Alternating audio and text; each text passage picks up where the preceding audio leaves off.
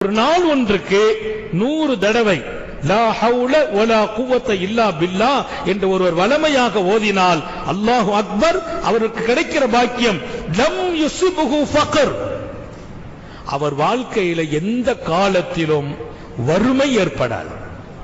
வறுமை ஏற்படாது. டெய்லி 100 தடவை லா ஹவுல வலா குவத்த இல்லா பில்லாஹ் பயன்படுத்தணும்.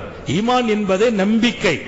ஹதீஸ்ல நம்பணும், சாலிஹீன்களுடைய வார்த்தையை நம்பணும், அல்லாஹ்வுடைய வார்த்தையை நம்பணும். இது போன்ற திக்ருகளால் ஷிஃபாவும் கிடைக்கிறது.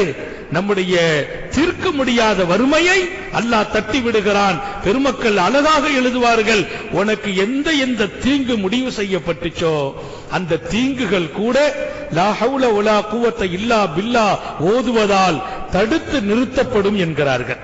எதிரிகளுடைய சூழ்ச்சிகளை கூட அல்லாஹ் தடுத்து விடுவான். இதை விட விஷச்சந்துகள் கூட